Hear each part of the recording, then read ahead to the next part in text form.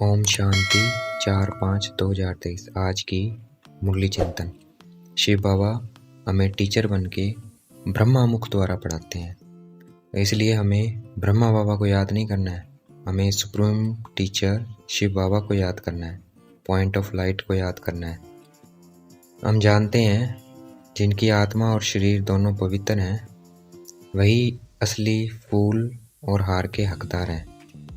जिनकी आत्मा शरीर दोनों पवित्र हैं वो किसके हैं? देवी देवताओं के। तो देवी देवता क्या है? फूल और हार के हकदार हैं, लेकिन हम नहीं हैं। क्यों? क्योंकि हमारा शरीर पवित्र नहीं है। आत्मा तो पवित्र बन रही है पर शरीर पवित्र नहीं है, इसलिए हम स्वीकार नहीं कर सकते हार और फूल।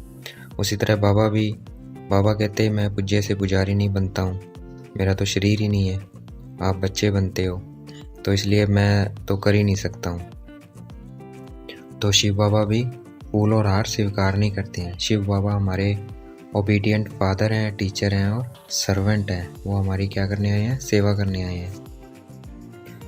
आज गीत था मुरली में, छोड़ भी दे आकाश सिंहासन, अर्थात परमात्मा को धरती पर मतलब याद कर रहे हैं, परमात्मा को बुला रहे हैं कि परमात्मा आप आकाश सिंहासन छोड़कर आओ धरती पे। क्यों?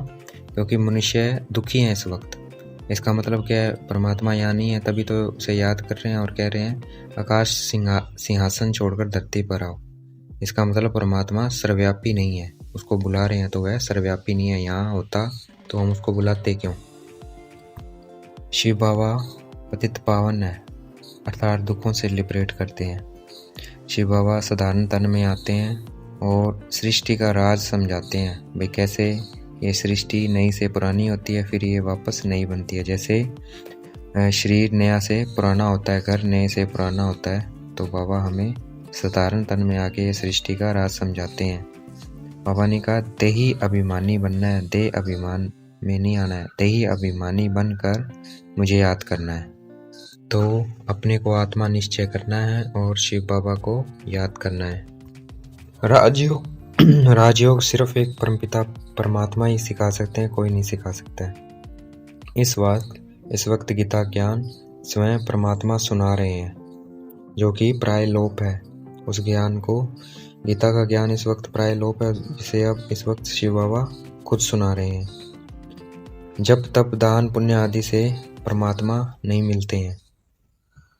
इस वक्त दुनिया में मनुष्य सरसों मिसल हैं, बहुत हैं, सब खत्म होने हैं। क्यों? क्योंकि सतयुग आ रहा है और सतयुग में इतने लोग होते ही नहीं, वहाँ थोड़े से लोग होते हैं, तो इतने सारे लोग क्या होंगे? खत्म हो जाएंगे और ये दुनिया पुरानी से नई बन जाएंगी। वहाँ सब कुछ नया होगा, वहाँ कुछ भी पुराना नहीं होगा, एवरीथिंग न्यू।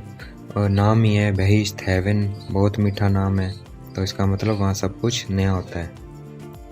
वहाँ कोई दुख नहीं होता, सतयुग में कोई नहीं, वहाँ निरोगी होते हैं, एवर हेल्दी होते हैं, दुख का नाम निशान नहीं होता। वहाँ बहिश्त में, स्वर्ग में 21 जन्म कोई दुख नहीं होता है। और ये प्रारब्ध है इस ज्ञान की, इस ज्ञान से हम उस दुनिया में जा सकते हैं। इस वक्त मनुष्य तमो प्रधान बन गया है, इसलिए वह क्या? परमात्मा को भूल गया है। परमात्मा को भूलने के कारण इस वक्त वह सबको पूज रहा है, ठिक्कर भीतर में हर जगह भगवान को ढूंढ रहा है।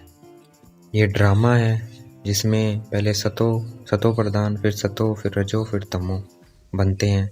ये drama second by second repeat होता है। जैसे आज इस वक्त अगर पत्ता हिल रहा है तो वह अगले कल्प में फिर इसी वक्त ऐसे ही पत्ता हिलेगा पेड़ों का। तो वह परमात्मा नहीं हिलाता है बैठकर पत्तों को, ड्रामा में नूंद है। वो ड्रामा जैसे घूमता है वैसे वैसे सब चीज़ें होती हैं। परमात्मा बैठ पत्ते पत्ते को नहीं हिलाते हैं। हमें बहुत अच्छा पुरुषार्थ करना है, उस पुरुषार्थ से ही हम माता पिता के तख्त पर बैठेंगे। और उनका तख्त क्या है? सतयुग के तख्त पर तभी बैठेंगे जब हम बहुत अच्छा पुरुषार्थ करेंगे। गीता में श्री कृष्ण का नाम डालने से परमात्मा से हमारी प्रीत टूट गई, तो जिसके कारण क्या हुआ कि हम भगवान को भूल गए। तो इस वक्त मनुष्य ना भगवान को जानते हैं, ना सतयुग के देवी देवताओं को जानते हैं।